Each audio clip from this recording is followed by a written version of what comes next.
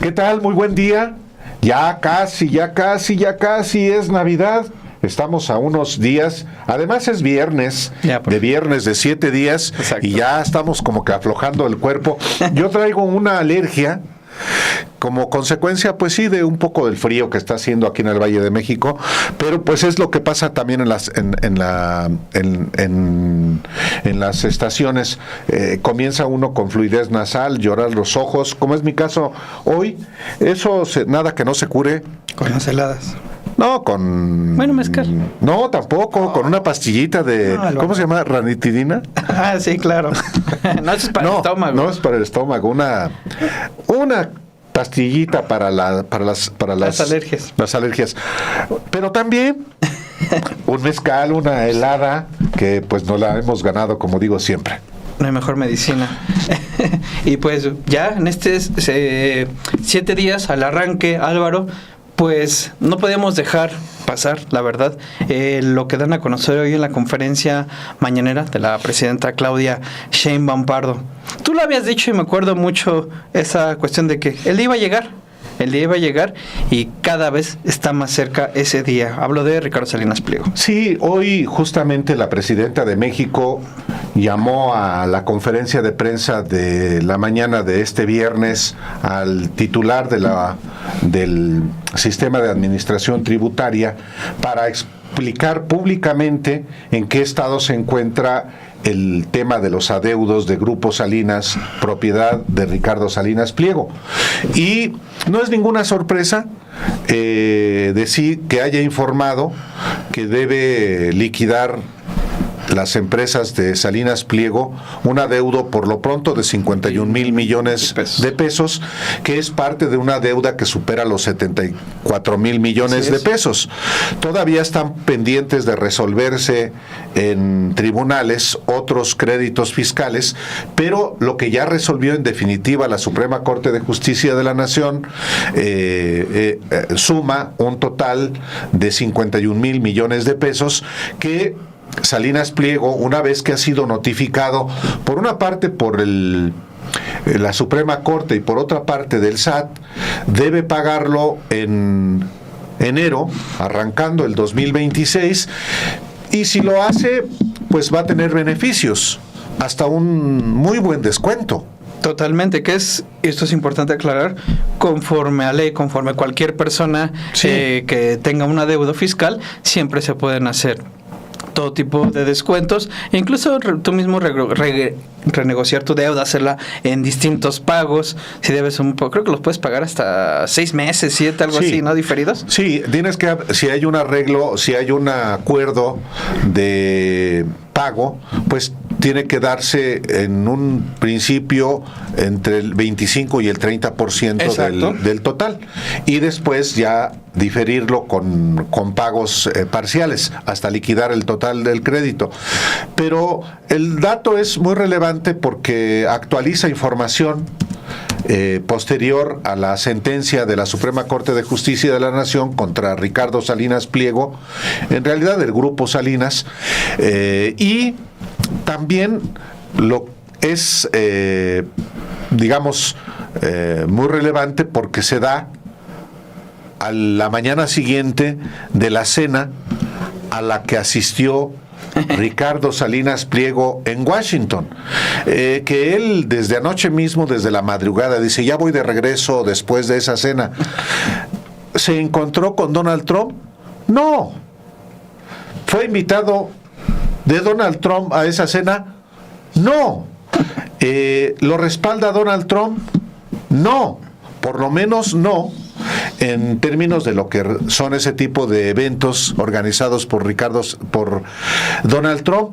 No van a esa cena navideña en la Casa Blanca, en Washington, invitados de Donald Trump, sino los que compran un boleto. ¿Me estás diciendo que no va a haber premio Nobel de mexicano? ¿No es que estaban bromeando ayer que ya se venía el premio Nobel mexicano con Ricardo Salinas Pliego?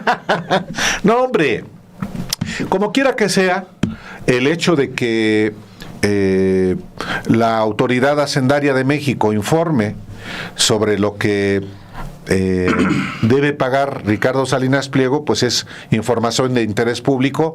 Aquí le hemos dado, quizá como ningún otro medio, seguimiento. Tú haces el cálculo original, de hecho, a partir de que confirma el gobierno. Sí, y finalmente, pues es parte del trabajo.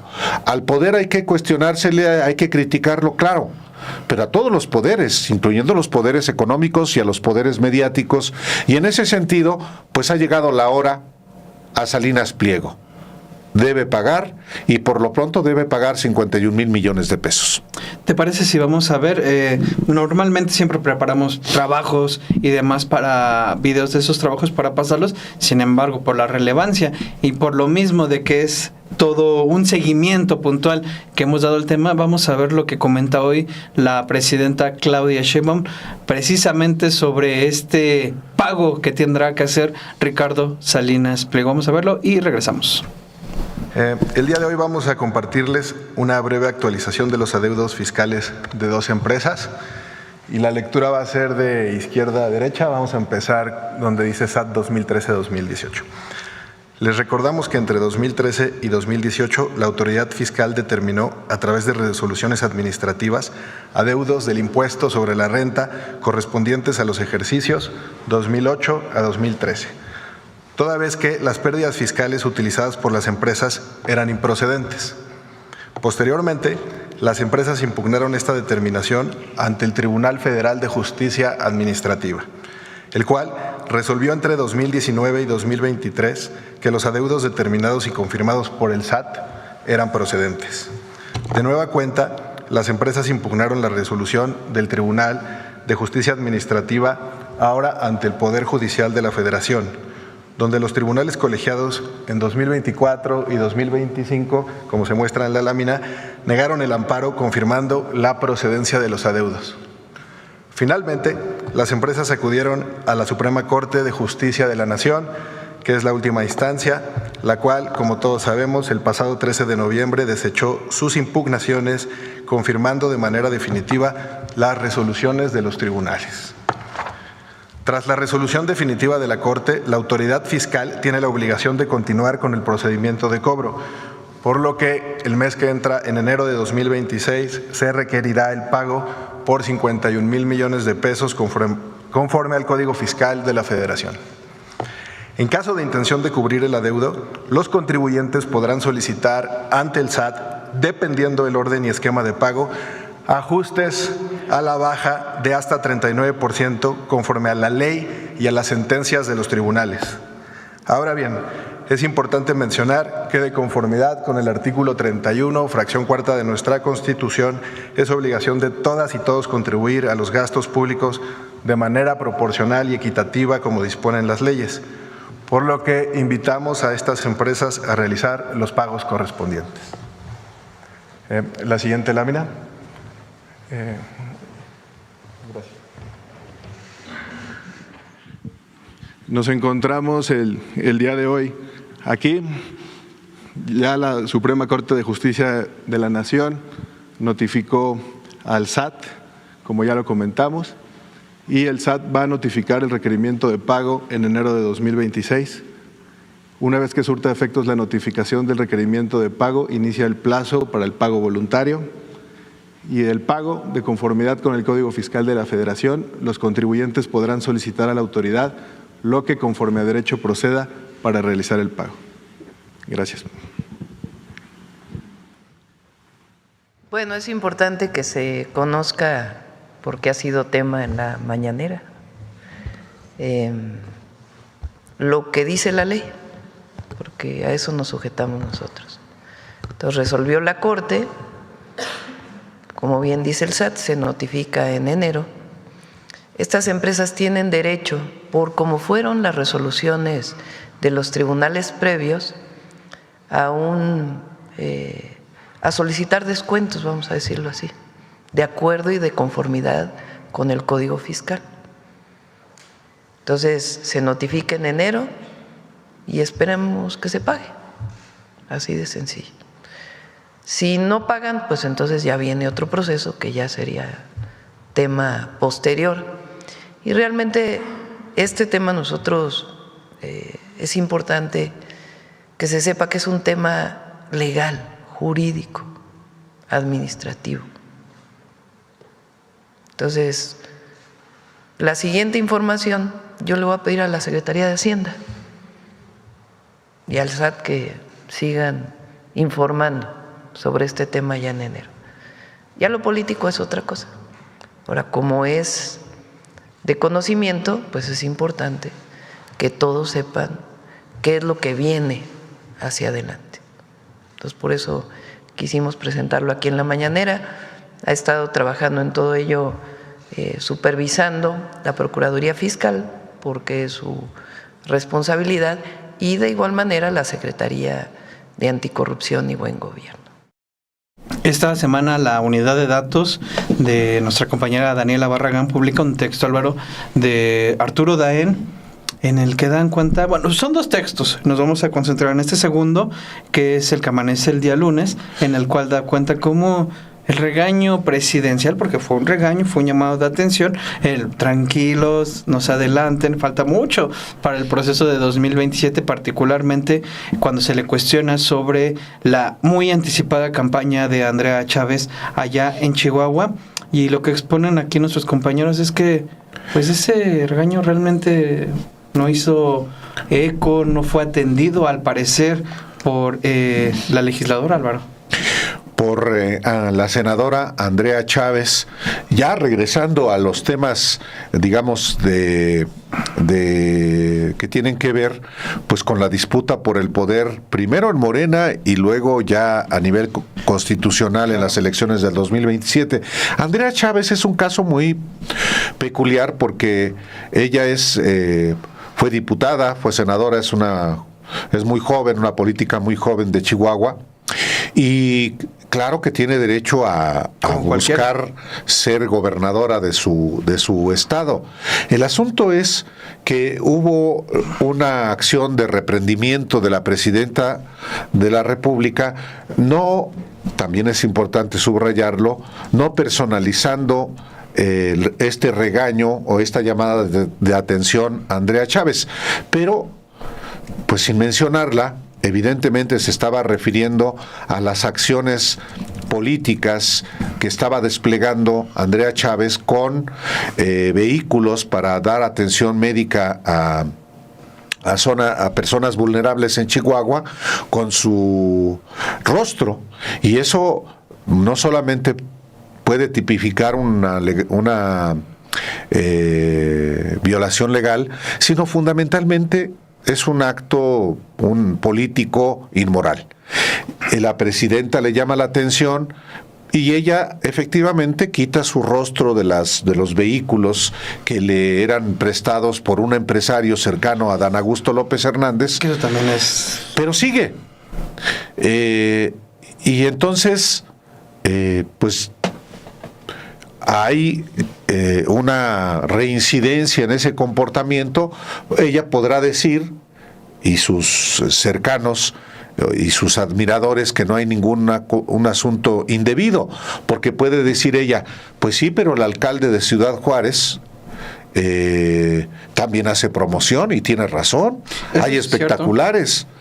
O otro senador de Chihuahua, Loera, que también hace trabajo, o la dirigente estatal de Morena, que también es una prospecta para la gubernatura. El tema es que es por ese tipo de prácticas ostensibles, no digo que ostentosas, ostensibles, es decir, aparatosas, que buscan llamar la atención, tienen un objetivo claro de posicionarse. Primero, al interior de Morena, para ganar la candidatura, capturarla. Mucho a la manera de Vicente Fox, que se le montó al PAN. Aquí Andrea Chávez, claro que tiene un propósito de hacerla la candidata inevitable. Y eso es lo que no es correcto desde mi punto de vista. Si los de Morena deciden que sea su candidata, pues es cosa de ellos, ¿no? Pero sí es importante puntualizar esta conducta, Obed.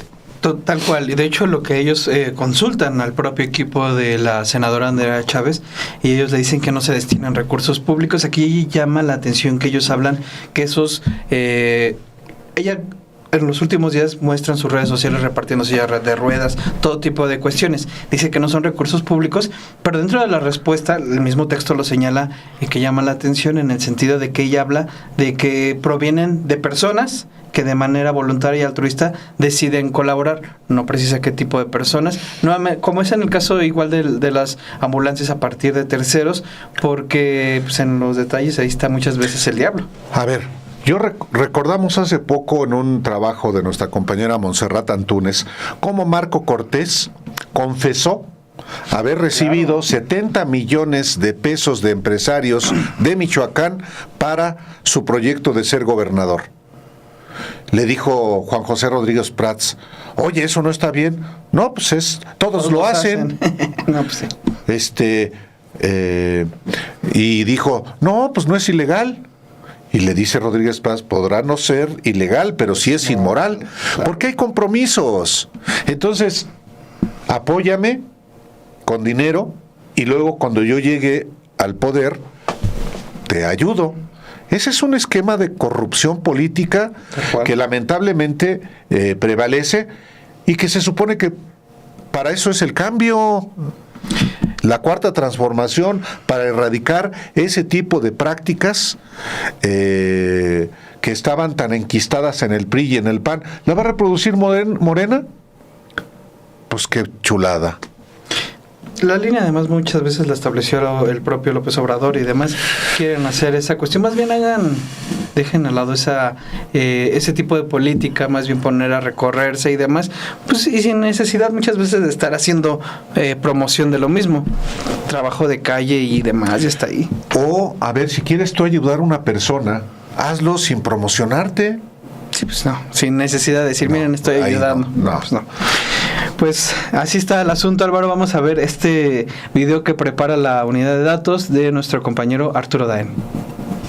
Pese al llamado de atención de la presidenta Claudia Sheinbaum, la senadora Andrea Chávez continúa su promoción, sumando decenas de viajes y entregas de apoyos. Todo sin ofrecer un informe detallado sobre cómo se fondea su campaña adelantada para ser candidata al gobierno de Chihuahua en 2027. Según la propia legisladora, desde 2024 ya recorrió al menos 5 veces todos los municipios de ese estado, encabezando mítines, repartiendo folletos con su nombre y entregando apoyos. En sus recorridos la acompañan personas con chalecos guindas, de lo que ella llama Brigada Puro Corazón. En fotos en sus redes se puede ver que integrantes de esa brigada usan gafetes donde se lee la frase "Defensor de la 4T" y aparte se ve el logo de Morena. Chávez ha presumido la entrega de decenas de sillas de ruedas a gente en Chihuahua. También ha regalado café y pan a trabajadores de maquilas con su silueta y nombre en los vasos. Cientos de lentes, cientos de mochilas con útiles. En julio, incluso dio un cheque de 70,000 pesos para paneles solares de un proyecto artístico y ecológico llamado La Casa de las Botellas. Ante los efectos de las lluvias, Chávez dio a pobladores al menos 50 toneladas de cemento, 30 toneladas de bloc, palas y material de limpieza. Esto, según dijo, donando parte de su dieta, aunque como ya mencionamos, no ha difundido un desglose de esos gastos. Y la promoción fue más allá. También causaron polémica las ambulancias y unidades médicas con su nombre y rostro en Chihuahua. Entonces dijo que habían sido donaciones de empresarios. En sus declaraciones patrimoniales desde que fue diputada y ahora senadora, Chávez no ha reportado tener alguna casa o terreno. Cada año desde entonces ha dicho tener los mismos 2 colchones que le costaron 10,000 pesos. También un refrigerador de 15,000 y 4 sillas de 8,000 pesos. En 2020, cuando apenas tenía 23 años, compró de contado un Mercedes-Benz 2012 con un valor de 200,000 pesos, aunque en declaraciones posteriores ya no apareció ese vehículo.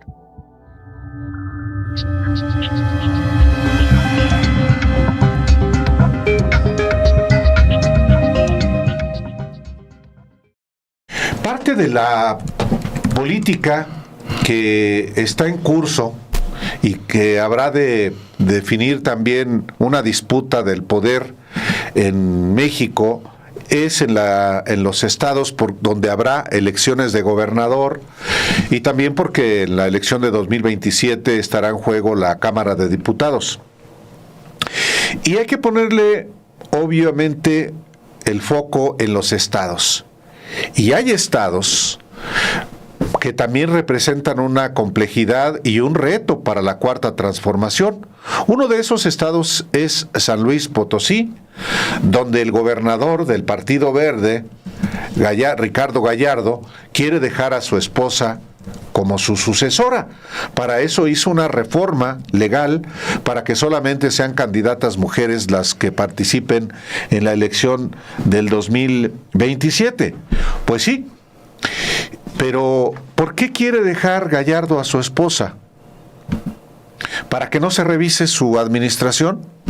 Porque tiene como antecedente este personaje asuntos de delincuencia. Y entonces, pues es por eso importante ponerle el foco. Y es importante también porque el fiscal general de la República, Alejandro Gertz Manero, que ya fue descabezado y que está en espera de su embajada en Alemania, pues no le dio seguimiento a una investigación por varios delitos contra Ricardo Gallardo, y ahora lo que piden miembros de Morena de San Luis Potosí es que haya esta reapertura de la investigación, Obed. Sí, nuestra compañera Dulce Olvera habla con Agustín de la Rosa, que es uno de los fundadores de Morena, y habla precisamente sobre la investigación pendiente, Álvaro. Tal cual, pues si te parece vamos a ver este trabajo de nuestra compañera Montserrat, ¿verdad? Dulce, perdón, Montserrat, Dulce Olvera. Veamos esta parte de este trabajo y regresamos. El Congreso de San Luis Potosí aprobó con 19 votos a favor del Verde, PRI, PAN y Movimiento Ciudadano una ley que establece la obligatoriedad de que una mujer como la senadora Ruth González, esposa del gobernador Ricardo Gallardo, sea la candidata a la gubernatura de 2027. Esta aprobación, calificada como la Ley Ruth, ocurrió días después de que el gobernador Gallardo celebrara una posada para los diputados donde regaló tablets, celulares y rifó 2 camionetas, incluida una ganada por la diputada del PRI, Sara Rocha Medina. Según Agustín de la Rosa, cofundador de Morena en el estado, el gobernador Gallardo ordenó la aprobación de esta ley para consolidar un cacicazgo y establecer una monarquía constitucional en la entidad controlada por la mafia de la gallardía. Esta acción es vista como un paso para heredar el poder a su esposa y asegurar la continuidad del control político y económico. Entonces, el proyecto que traen este grupo inescrupuloso, pues es real, o sea, están dando los pasos. Y en ese camino, bueno, pues han confrontado las políticas que con mucha claridad ha manejado, ha planteado nuestra presidenta, la doctora Claudia Sheinbaum, en particular en lo referente al nepotismo. No se nos puede olvidar que se operó para que desde el Senado, para que esta ley fuera aprobada no en el 27, sino hasta el 2030.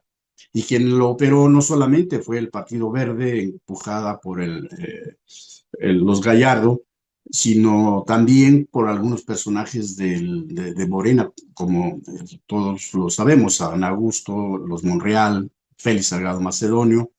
Es decir, esa ley no pasó para el 2027, sino va para el 2030. Entonces, el abuso que hemos observado los que vivimos en San Luis Potosí con una clara campaña anticipada muy inescrupulosa, muy al estilo de la mafia de la gallardía, pues de la esposa de este gobernador, la señora Ruth, pues utilizando recursos del erario, o sea, no se esconden, no lo ocultan. Está a la vista de todo el mundo. O sea, aquí no estamos descubriendo nosotros el hilo negro. Todo el que quiera ver lo puede pues, entender y lo puede observar.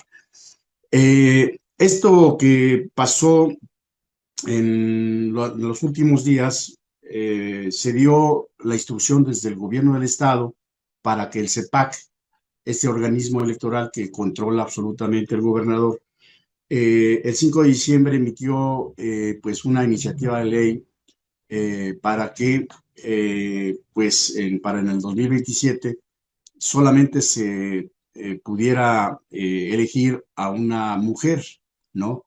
Dejando fuera pues a los hombres. El argumento central es porque sostienen por una cuestión de género.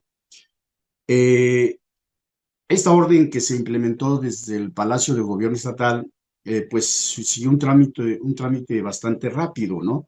se pasó a comisiones y puntos constitucionales del régimen interno de asuntos electorales en la Cámara de Diputados local el 11 de diciembre.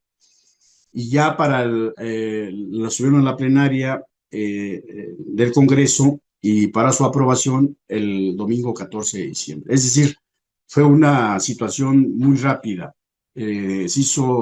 Se acató pues la instrucción desde el Palacio del Gobierno. De la Rosa reiteró un llamado a la Fiscalía General de la República, ahora bajo la dirección de Ernestina Godoy, para que descongele la denuncia contra la familia Gallardo por un presunto desvío de más de 724 millones de pesos públicos. Los recursos fueron desviados de los municipios de Soledad de Graciano y San Luis Potosí a empresas donde son accionistas. Durante el periodo 2012-2019, cuando José Ricardo Gallardo Cardona era presidente municipal de Soledad de Graciano. Sabe perfectamente quién es. O sea, y me refiero yo, por ejemplo, Andrés Manuel López Obrador conoce perfectamente a esta mafia, perfectamente, desde el PRD, ¿no? Supo Andrés Manuel López Obrador cómo se hicieron del control del PRD, ¿no? Por métodos violentos, por métodos de corrupción. Y como cuando empezó la degradación brutal del PRD, pues cuando aquí en San Luis Potosí, este grupúsculo se hizo del control asociado con los chuchos, ¿no? Entonces, este proceso lo sabe y lo conoce perfectamente Andrés Manuel López Obrador, y lo conocen los dirigentes a nivel nacional. Es decir, su trayectoria en el ejercicio del poder en la municipio de Soledad de Graciano Sánchez, cuando estuvo el papá de este personaje, gobernador, como presidente municipal de la capital, también quedaron acreditados que de demócratas y de honrados no tienen absolutamente nada. Y el gobierno de la República lo sabe. Mira, aquí por ejemplo, está este documento de la Fiscalía General de la República, que lo tiene el gobierno de la República en una investigación que hizo la Fiscalía de Santiago Nieto, y metieron esto a la Fiscalía el 14 de agosto del 2020. Aquí se le acreditan un sinnúmero de presuntas anomalías por más de 720 millones de pesos. Entonces, saben perfectamente bien de qué se trata todo esto. Yo espero que la Fiscalía, ahora que encabeza Ernestina Godoy, bueno, pues le dé seguimiento a esta investigación. Este personaje no debió haber sido nunca candidato a la gobernatura. Estuvo preso no porque haya sido inocente, sino que es presunto responsable. Ahí está abierto todavía ese expediente. Es decir, todo lo que este señor establece es en base a la mentira, a la simulación. Por eso pretende instaurar la monarquía, ahora heredando el poder a su esposa y a sus familiares. Porque en serio, esto si se les permite, si el pueblo se los permite y si se sigue simulando desde el centro que estos personajes no están haciendo ningún delito en nuestro estado, bueno, entonces vamos a tener que generar estrategias desde la ciudadanía, pues para organizarnos y no permitir que se instaure esta monarquía y este cacicazgo. San Luis Potosí ha sido víctima de cacicazgos terribles, brutales, pero en ciernes está esto que si no se para, nada le va a pedir a Gonzalo N. Santos, ni a Cedillo, es decir, ni a Carlos Bongitur Barrios.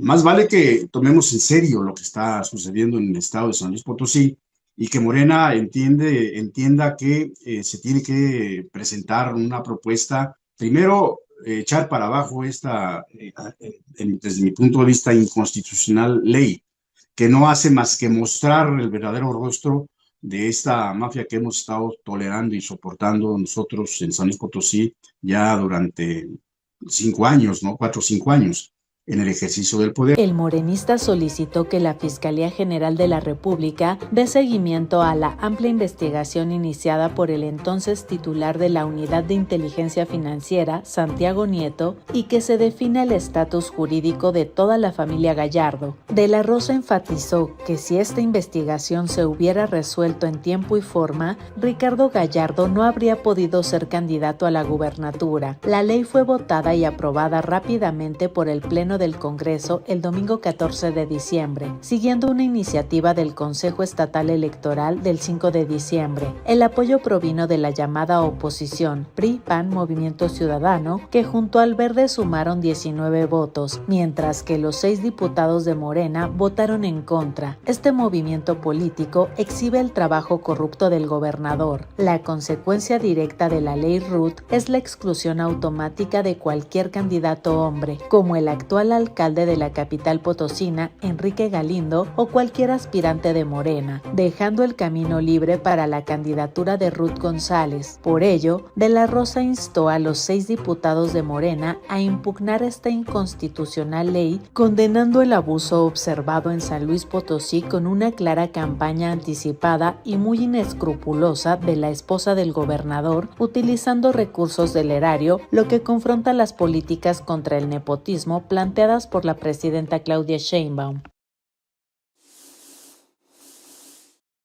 Cuando se aprueba, porque se aprueba el domingo la ley allá en San Luis Potosí, que vuelve obligatorio. El domingo pasado apenas. Sí. O sea, hace 5 días.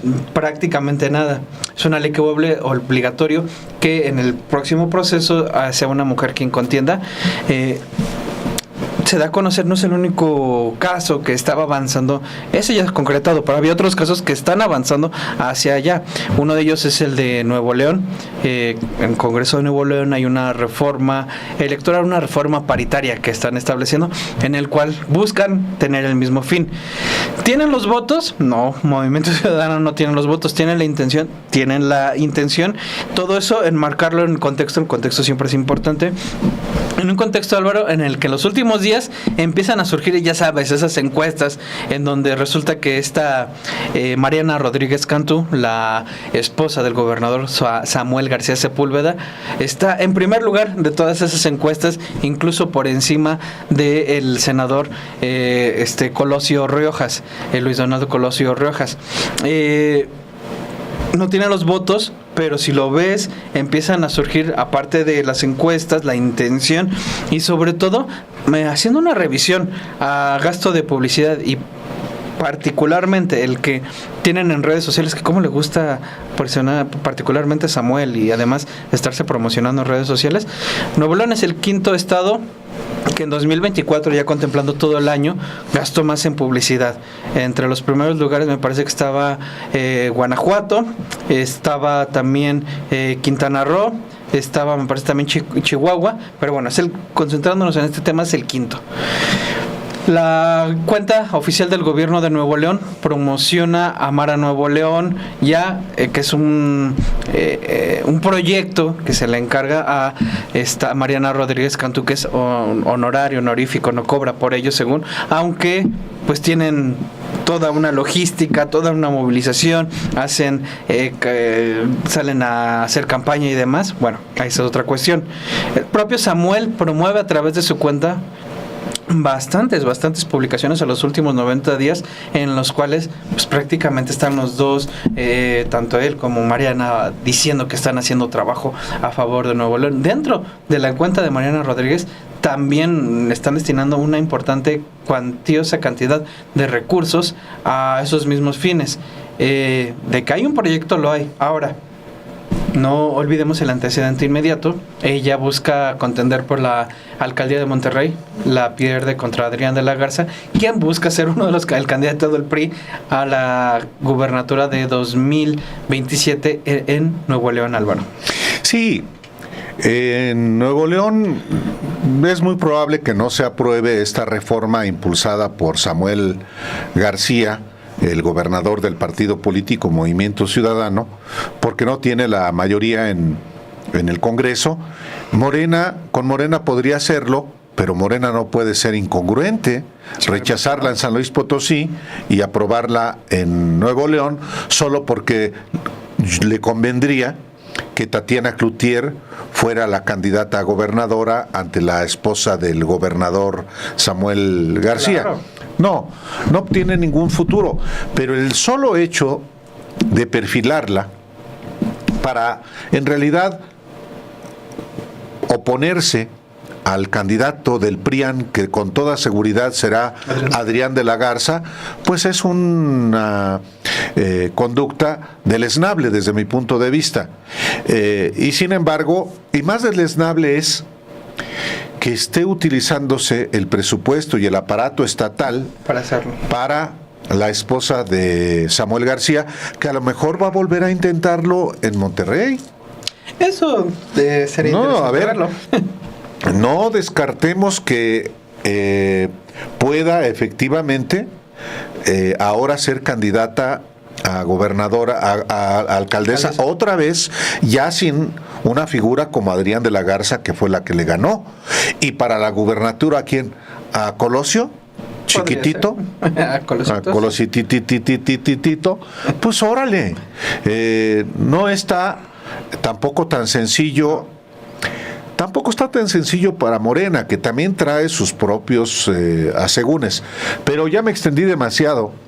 Y este es un trabajo que también publicamos sobre esta intentona del gobernador Naranja, un facturero también muy controvertido de Nuevo León. Veámoslo. El gobernador de Nuevo León, Samuel García Sepúlveda, está impulsando la candidatura de su esposa, Mariana Rodríguez Cantú, a la gubernatura del estado en 2027 mediante una estrategia que incluye una reforma electoral y una campaña millonaria en redes sociales. La reforma de paridad de género propuesta busca obligar a todos los partidos a postular a una mujer, lo que es visto como un camino allanado para la primera dama nolonesa. Paralelamente, se ha inyectado una considerable cantidad de dinero en redes sociales para exponer su proyecto gubernamental Amar a Nuevo León, que ella encabeza de manera honorífica. La propuesta de reforma electoral, que permitiría competir solo a mujeres por la gubernatura de 2027, ha sido objeto de controversia y es percibida como una legislación a medida de Mariana Rodríguez. Se compara como una maniobra similar en San Luis Potosí, donde el gobernador Ricardo Gallardo Cardona busca dejar como sucesora a su esposa. La presidenta Claudia Sheinbaum Pardo cuestionó la constitucionalidad de obligar a postular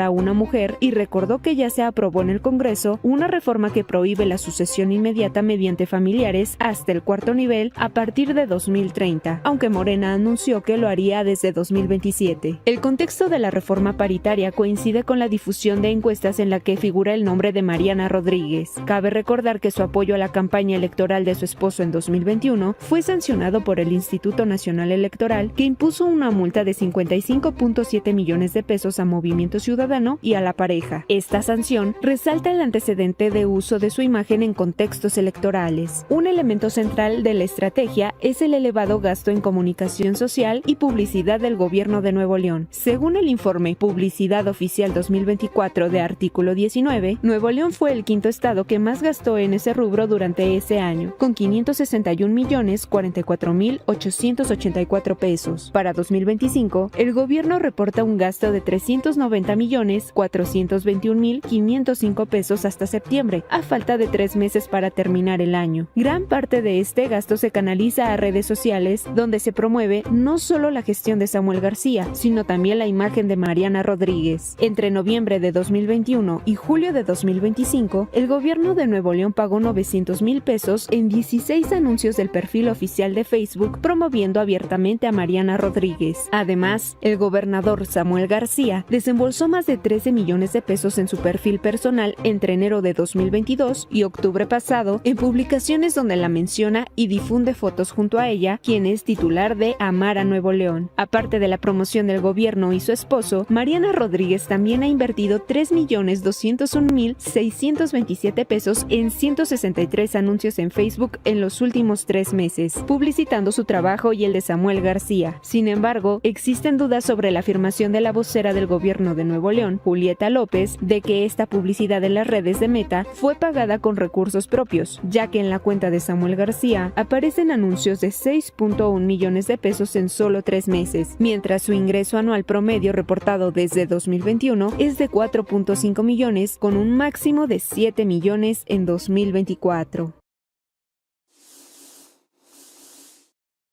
Uno dice, o uno diría, ¿cómo puede haber en México quienes quieren que Estados Unidos se meta las narices más de las que de por sí tiene metidas en nuestro país.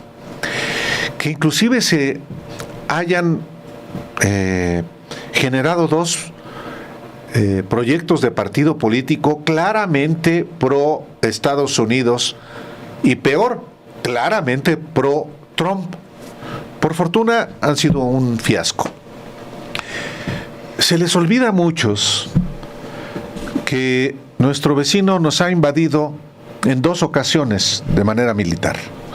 La primera en 1848 y que nos costó más de la mitad de nuestro territorio.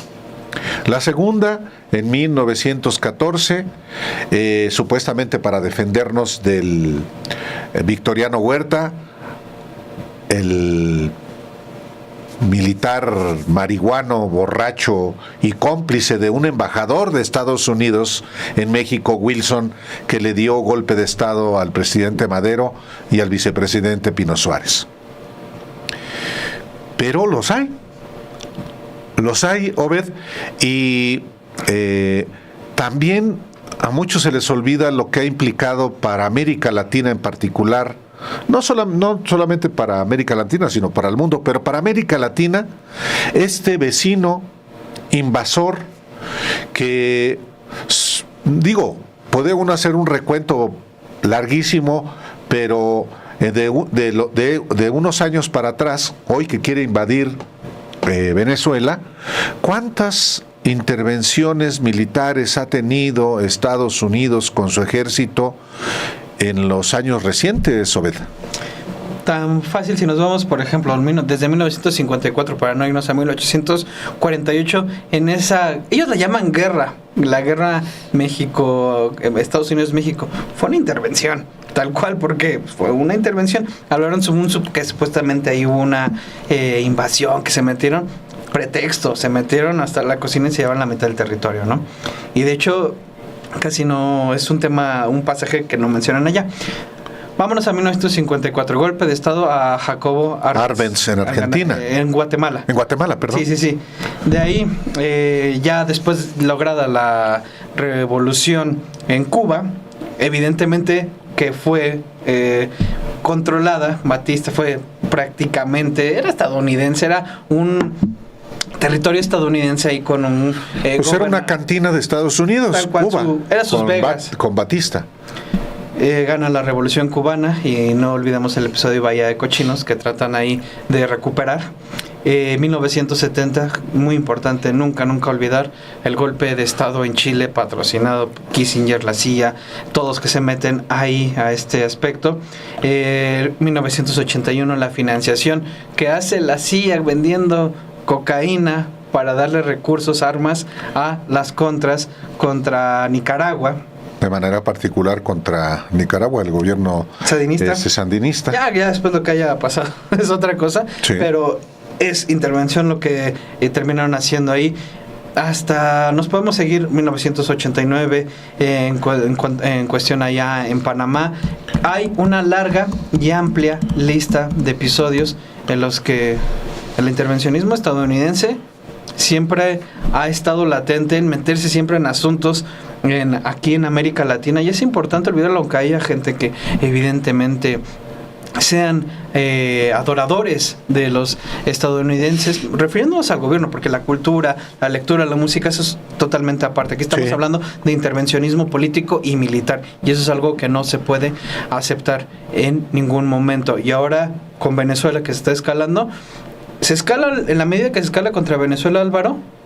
Voltean a ver a Colombia como con molestia, enojo de que ya no tengan ahí esa base militar que antes le pertenecía y le perteneció durante muchos años con la derecha, peleándose con Petro y hablando de que el petróleo que tiene Venezuela les pertenece. Terrible el asunto. Delirante. Sí, pero ese es Estados Unidos.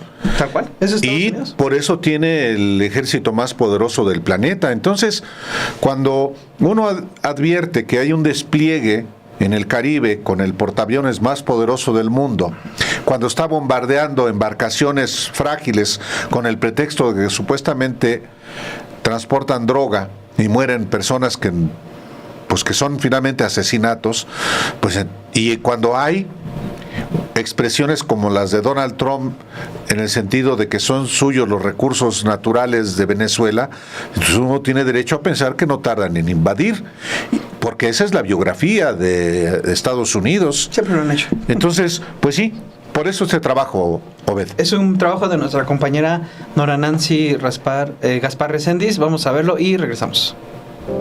América Latina y el Caribe han sido escenario constante de la intervención estadounidense, una práctica repetida a lo largo de la historia y no un hecho aislado. Desde las guerras bananeras en Centroamérica y el Caribe, el intento de captura de Pancho Villa en México, los supuestos tamales de cocaína en Panamá y las presuntas narcolanchas enviadas desde Venezuela, los ejemplos sobran para demostrar el incesante injerencismo de Estados Unidos en la región. En tiempos recientes, este patrón se mantiene vigente. Las acusaciones del presidente Donald Trump contra Nicolás Maduro, a quien señaló sin pruebas de encabezar un cártel de drogas y enviar criminales a Estados Unidos, contrastan con el indulto otorgado a Juan Orlando Hernández, expresidente de Honduras, pese a sus vínculos comprobados con el narcotráfico, evidenciando un doble discurso. Desde septiembre pasado, el gobierno estadounidense incluso ordenó a su ejército bombardear embarcaciones que presuntamente transportaban droga hacia su territorio, afirmaciones que no han sido comprobadas. Estos ataques, que ya han dejado al menos 90 muertos, buscan presionar a Maduro para que renuncie y permitir que Washington imponga un gobierno alineado a sus intereses. Este tipo de acciones no son nuevas. Entre 1846 y 1848, Estados Unidos declaró la guerra a México bajo el argumento de una supuesta invasión, cuando en realidad el conflicto fue resultado del expansionismo estadounidense tras la anexión de Texas y Oregón, seguido por la ocupación militar de territorio mexicano durante más de 2 años. La guerra concluyó con el Tratado de Guadalupe Hidalgo, mediante el cual México fue obligado a ceder la mitad de su territorio, donde hoy se ubican estados como California, Arizona y Texas, recibiendo únicamente $15 millones como compensación, mientras el río Bravo se establecía como frontera definitiva. En 1898, Cuba se convirtió en el punto de partida de una nueva etapa de intervenciones. Tras la explosión del USS Maine en el puerto de La Habana, Estados Unidos bloqueó la isla y declaró la guerra a España, iniciando la llamada Guerra Hispano-Estadounidense.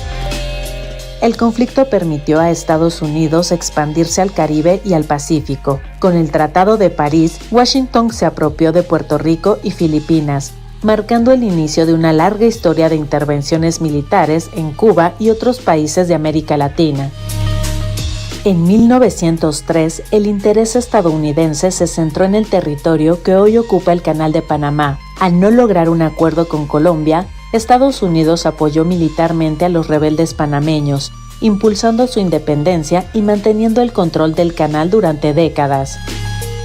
Nicaragua fue intervenida en 1912 cuando Estados Unidos aprovechó la revolución liberal conservadora para enviar marines y respaldar al presidente Adolfo Díaz, iniciando una ocupación militar que se prolongó 21 años bajo el pretexto de proteger sus intereses. México volvió a ser blanco del intervencionismo en 1914. Tras la Revolución de 1910 y la caída de Victoriano Huerta, Estados Unidos ordenó el bloqueo del puerto de Veracruz luego de un incidente con marineros en Tampico, culminando con la ocupación del puerto durante 7 meses. En 1916, tras volverse contra Pancho Villa, el gobierno estadounidense apoyó a fuerzas antivillistas. Villa respondió atacando intereses estadounidenses, incluyendo el asalto a un puesto militar en Nuevo México, lo que sirvió de excusa para que Estados Unidos enviara tropas a México sin lograr capturarlo. Mientras tanto, en 1915, marines estadounidenses desembarcaron en Haití tras el asesinato del presidente Bilbrum Guillaume Sam. Bajo el argumento de estabilizar el país, Estados Unidos ocupó la nación durante 19 años, luego de haber confiscado sus reservas de oro. República Dominicana fue ocupada entre 1916 y 1924 tras presionar la renuncia del presidente Jiménez Pereira, Décadas después, en 1965, Estados Unidos volvió a intervenir con la Operación Power Pack bajo el pretexto de frenar el comunismo durante la Guerra Fría. En Guatemala, el golpe de Estado de 1954 contra Jacobo Arbenz fue impulsado por Estados Unidos, que lo acusó de comunista. La CIA organizó listas de asesinos, financió insurgentes y contó con el respaldo de la United Fruit Company, afectada por la reforma agraria. Cuba volvió a ser objetivo en 1961 con la invasión de Bahía de Cochinos, planeada por la CIA y ejecutada por opositores entrenados en Guatemala. El fracaso no detuvo los intentos estadounidenses, que incluyeron múltiples complots para asesinar a Fidel Castro con métodos absurdos y fallidos. En Chile, tras la llegada de Salvador Allende al poder en 1970, Estados Unidos impulsó acciones encubiertas para crear un clima golpista. El golpe de 1973 derivó en la dictadura de Pinochet, tras una campaña de sabotaje económico, propaganda y apoyo militar.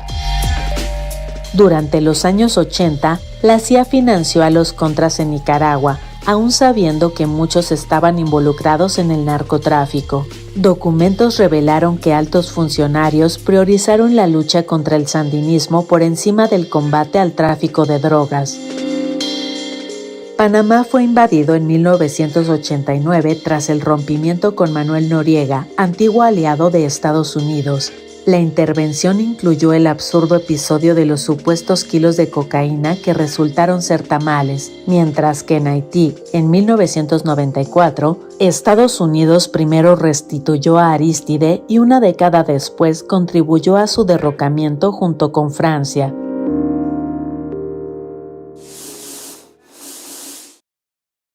Esta semana también, fin de semana, ya llega todo el domingo ocurre y evidentemente el tratamiento que le vamos dando a lo largo de la semana a la revisión del triunfo de José Antonio Kast allá en Chile, Álvaro, un personaje, un adorador de los ultras prácticamente, quien decía que si Augusto Pinochet aún viviera votaría seguramente por él, que en enero cuando triunfa Donald Trump celebra el triunfo como suyo diciendo bien, vamos avanzando, ya ganamos en Estados Unidos, estamos avanzando en América Latina. Un personaje, pues él mismo, un ultraderechista que supo capitalizar un descontento a partir de manipulación, mentiras y demás, de una supuesta violencia que estaba ocurriendo en Chile, cuando los datos no apuntaban que iban para ahí, y también decirlo, que supo capitalizar el descontento hacia un gobernador de izquierda, hacia Gabriel Boric, que aquí creo que también lo cuestionamos mucho, de esta izquierda champán, como le dicen, solamente en apariencias y demás, y José Antonio Kast regresa a la derecha, no solo a la derecha, a la ultraderecha, lo peor de la derecha, al gobierno allá en Chile, Álvaro. Sí, José Antonio Kast es hijo de un nazi que a la derrota de los nazis en 1945, con toda la riqueza que acumuló, se refugia en Chile. Y no podía ser diferente que sus hijos fueran diferentes a los nazis. Uno de los hermanos de José Antonio Kast colaboró en la dictadura chilena de Pinochet, y el propio José Antonio Kast defendió la permanencia de Pinochet en el referéndum de 1988 y buscó ser presidente en las elecciones de hace 4 años, en 2021. Y en ese contexto yo publiqué aquí en Sin embargo un reportaje sobre cómo el cerebro económico de su equipo presidencial era el jefe de la organización secreta de ultraderecha, el Yunque, en Chile.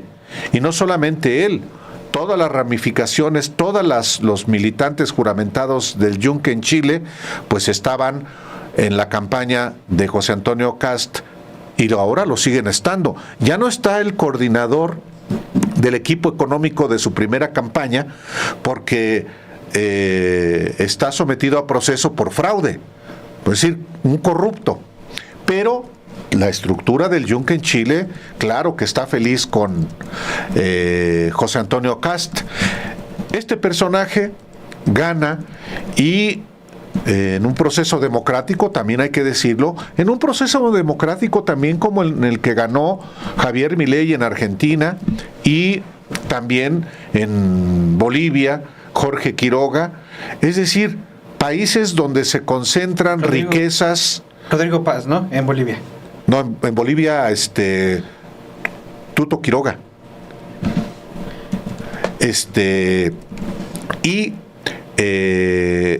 Son los tres países que son el triángulo de litio. Claro. Y no es fortuito que esos tres países donde es el triángulo dorado de litio, como lo identificó la comandante del Comando Sur del Ejército de Estados Unidos, estén hoy en manos de subordinados a Donald Trump.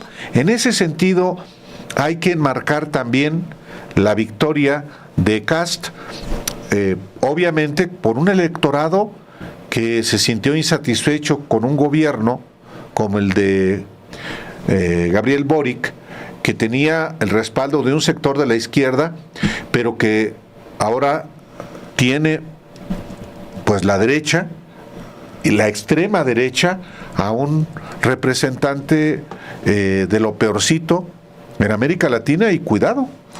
En Ecuador, Daniel Noboa. En Ecuador, Noboa. Salvador, el propio, que es Centroamérica, pero sigue teniendo ahí influencia a nivel continental por la aceptación de todo lo que ha tenido con respecto a Estados Unidos, Nayib Bukele, que claro, y en Honduras, el que, aunque todavía está por definirse la elección en Honduras, también otro que recomendó Donald Trump. Sí, es terrible, sí es importante ir dando seguimiento a esto, Álvaro, porque detrás de muchos de esos triunfos, por ejemplo, el reciente triunfo de allá en Bolivia se debió prácticamente a un pleito entre izquierdas, una fragmentación. Sí, y la ultraderecha se cohesiona y gana. Pues totalmente. Sí, esa es también parte de las circunstancias que estamos viviendo ahora. Ya no hay golpes de Estado tan directamente, o cuidado con lo que pueda pasar en Venezuela, pero pues llegan aliados subordinados de los grandes intereses económicos y del ejército y del gobierno de Estados Unidos. Por lo mismo es importante esta revisión que hacemos a quien será el ocupante allá en La Moneda, allá en Chile, José Antonio Kast, por todas las implicaciones que hay detrás de un personaje como este. Vamos a ver este video que les tenemos preparado y regresamos. Si Augusto Pinochet viviera, votaría por mí. Nos habríamos tomado un tecito en La Moneda, aseguró el ultraderechista José Antonio Kast, presidente electo de Chile en 2017 en su primer intento presidencial. Casi 8 años después, en enero de 2025, luego de que Trump asumió por segunda vez el gobierno de Estados Unidos, afirmó: "Nuestras ideas ya ganaron. En Chile también vamos a ganar". Este domingo 14 de diciembre, Chile celebró la segunda vuelta de las elecciones presidenciales. El resultado dio la ventaja a Kast por una amplia mayoría, el 58.30% de los votos, mientras que la izquierdista Janet Jara obtuvo el 41.70% de los apoyos electorales, por lo que será el exdiputado y líder del Partido Republicano quien conduzca el destino del país sudamericano en el próximo periodo 2026-2030. Con Kast a la cabeza de Chile, este país se perfila para vivir una época similar a la que atravesó durante la dictadura de Pinochet. De hecho, Kast llegó a La Moneda con las mismas promesas que en su día esgrimó el dictador Augusto Pinochet para dar un golpe de Estado: orden, mano dura, valores tradicionales y ese hacer grande al país otra vez, que también abrazan los seguidores del trumpismo. Aunque Kast asegura que no es igual al mandatario estadounidense, los hechos dicen lo contrario. No estamos cayendo en esta trampa. No somos la caricatura de la derecha, dijo en declaraciones consignadas por el diario norteamericano The New York Times. Sin embargo, como Trump, Kast también prometió arremeter contra la migración ilegal, especialmente las personas provenientes de Venezuela. Pese a que nació en Santiago de Chile, el presidente electo olvidó que él es hijo de migrantes alemanes. Incluso su padre, Michael Kast, formó parte del ejército nazi en la Segunda Guerra Mundial, hecho que justifica diciendo que fue un soldado reclutado. No obstante, su familia sí tiene un estrecho vínculo con la dictadura militar de Augusto Pinochet, que dejó con unas 40,000 víctimas de tortura, prisión, asesinato y desaparición, de la que Miguel Kast fue ministro y de la que José Antonio se ha dicho admirador. Incluso en 2017, el ahora presidente electo de Chile aseguró que si viviera, el dictador votaría por él. Nunca conversé a solas con Pinochet. Yo defiendo su gobierno, pero nunca me tomé ni un café con él. No hay que ser muy creativo para pensar que si estuviera vivo votaría por mí. Ahora, si me hubiese juntado con él, nos habríamos tomado un tecito en la Moneda, aseguró en noviembre de 2017 en su primer intento presidencial. En 1988, Kast dedicó parte de su tiempo para hacer campaña a favor de mantener a Pinochet en el poder mediante un referéndum, propuesta que fue rechazada por los chilenos, pero que evidenció la ideología del próximo presidente sudamericano. Una victoria que forma parte de la ola ultraconservadora que viene ocupando América Latina en los últimos años.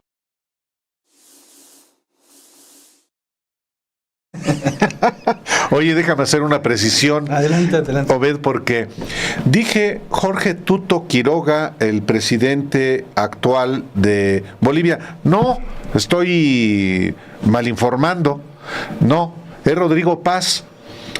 Tuto Quiroga, ese individuo de la extrema derecha boliviano, participó, fue candidato, pero no es el presidente de Bolivia, que en todo caso es lo mismo. Pertenece al mismo grupo político, pues básicamente, sí, ¿no? Así es, a la misma reacción boliviana, donde pues sí se impuso paz en un proceso electoral en el que la izquierda, después de gobernar 2 décadas, resulta derrotada por su propia división. Sí, ahora sí que fue todo un tema, y de hecho hay un close-up, si tiene oportunidad de ver ese close-up, hablamos sobre Rodrigo Paz, heredero también es todo un entramado, es complejo definirlo, pero resume Rodrigo Paz lo que fue las dictaduras, el regreso a la democracia a partir de la derecha, acuerdos políticos, demás. Se lo recomiendo mucho que lo vea. Y pues Álvaro, vamos llegando al fin de esta edición de 7 días. Tenemos un último trabajo de nuestra compañera Perla Velázquez, quien habla esta figura que seguramente muchos la tendrán, muchos la coleccionaron, de estos billetes de 50 pesos con la ajolota, porque es una ajolota. La gorda le llaman, la conoce ahora sí que en persona, ahí va donde está la gorda, platica, da cuenta de cómo es tan popular ese billete que hay hasta 550 millones guardados. Es un trabajo especial que hace Perla Velázquez para la unidad de datos. Álvaro. Excelente. Bueno, pues vamos a ver este trabajo y le agradecemos el día de hoy su acompañamiento y aprovechamos para mandarle un abrazo, que la pase muy bien en esta Navidad. Hasta pronto. Gracias. Hola. Estamos en la casa del ajolote, o mejor dicho, la ajolotita gorda más codiciada de México. Vamos a descubrirlo.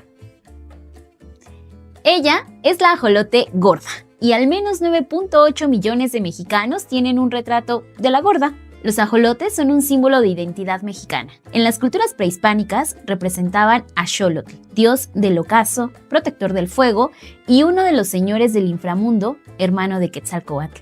Su significado lo llevó a estar en los billetes de la familia G, que Banxico puso en circulación en 2021, y ahora 490 millones de pesos de la divisa está fuera de circulación.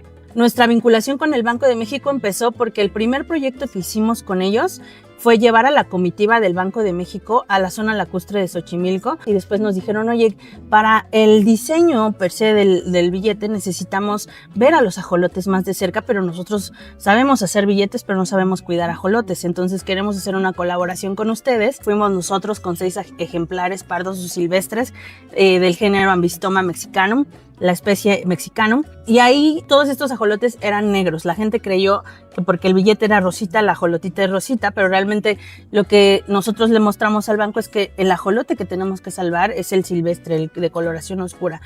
¿Pero has visto en su totalidad el billete de 50 o solo lo recuerdas por el ajolote? Banxico realizó un estudio sobre la divisa en donde se destaca que el 83% de la población mencionó que había escuchado hablar sobre el nuevo billete y el 56% asoció la divisa con el ajolote. De las mismas personas, el 11% supo que la especie endémica de México está en la parte trasera del billete. Este es el segundo billete emitido por Banxico que no muestra personas en su diseño en verso. Para 2021 se imprimieron 60 millones de esta denominación, la cual es la quinta de mayor demanda entre la población mexicana.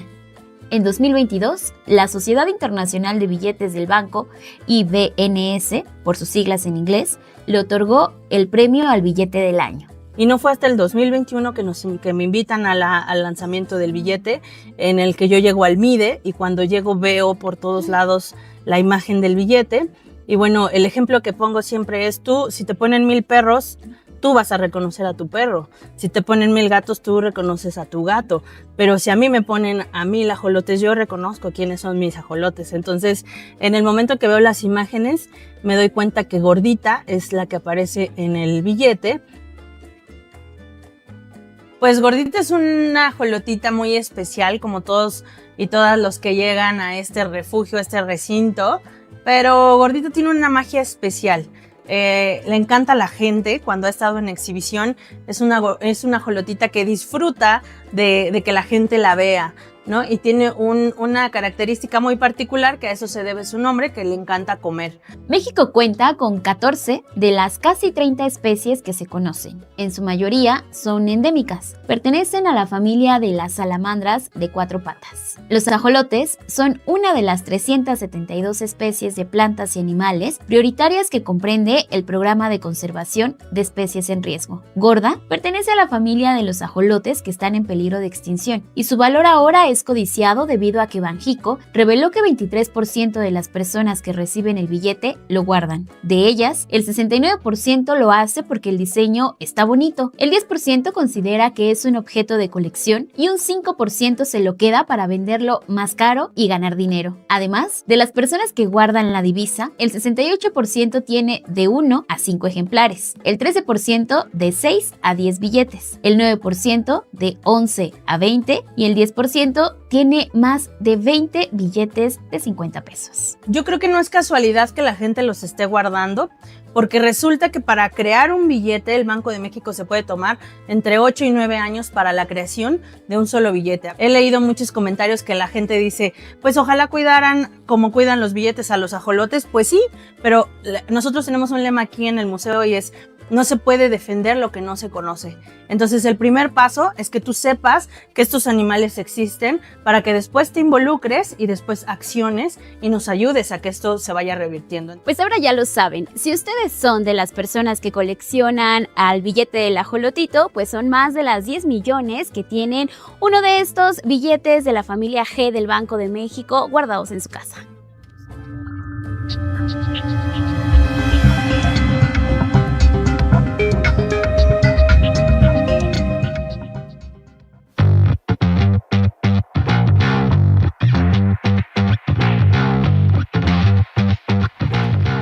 Siete días, el programa semanal de Sin embargo al aire, ahora en vivo y en nuevo horario. Ahora nos encontraremos con usted todos los viernes a las 11 de la mañana, después de Café y Noticias. Como todos los viernes, le presentaremos el trabajo del equipo de investigación de Sin embargo, con reportajes, entrevistas, crónicas, hallazgos. Recuerde, viernes a las 11 horas con Obed Rosas y Álvaro Delgado, por Sin embargo, al aire.